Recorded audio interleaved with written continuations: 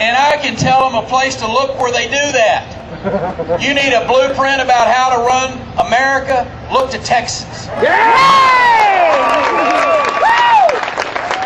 Folks, there is a reason. Look, we got great live music, barbecue, and all that kind of good stuff, but there is a reason even above that why more Fortune 500 companies call Texas home than any other state. We're the #1 exporting state in the country for the 7th year in a row, I might add. In 2008, last year, Texas created more jobs than the other 49 states combined. It didn't happen by accident. It happened because we made some tough decisions here. Doc, in 2003, we showed up in Austin, Texas. There's a $10 billion budget deficit. And we could have taken the easy road out. We could have said, oh man, we didn't know it was going to be $10 billion. And we could have said, listen, we're going to cut some of this, but we're going to have to raise the taxes on y'all a little bit. You got to raise your fees over at the vet clinic. That's not what we did. Newspapers screamed all over this country, oh, you can't cut that much government back out. You know, we'll be the laughingstock of the world. You cannot do that. You'll hurt too many people. I looked them in the eye, and along with some other strong conservatives in Austin, Texas, and we said, yes, we are.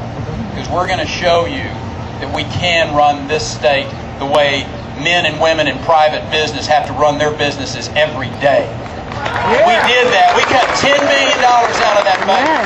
And let me tell you what, in a short 2-year period later, we came back into Austin, Texas with an $8 billion budget surplus.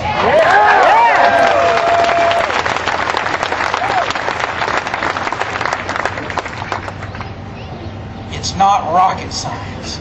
Quit spending all the money. Amen. Cut the people's taxes. You want the example of what happens when you raise the taxes on people, on the businessmen? California and Michigan, yes ma'am, you got it right. You want the blueprint for how not to do it right? Look to those 2 states. They're in budget deficits. You want the blueprint about how to show America how to come out of this recession? Look to Texas.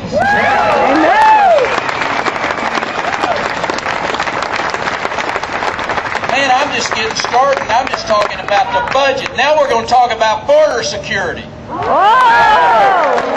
You talk about an abysmal failure. Washington, D.C. has not done one of the principal things that government is supposed to be able to do, and that is defend our country. Secure our border. You got to put boots on the ground. Use the technology. Send us some help down here. You want the example of how to do it? We're spending millions of your tax dollars in Texas to defend our border. I'm telling you, that is what Washington needs to use as their blueprint.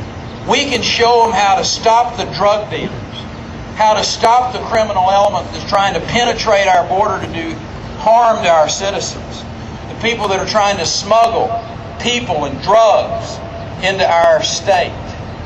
We know how to do this. You know, the federal government, I mean, look, whether it is their abysmal failure at border security, whether it's this bailout train wreck that's happening to our economy, the federal government should leave state-level problems to the states.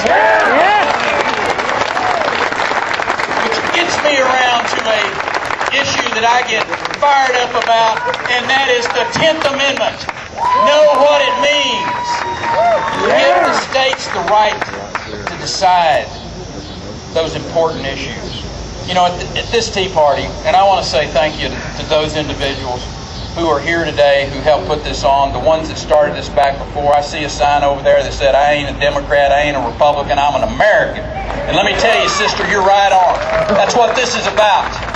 This is about Americans standing up. It's about a Tea Party sending a very clear message that we will not stand for our pockets being picked, our children's future being mortgaged, our rights being taken away. Are you ready to stand up and tell that message day in and day out?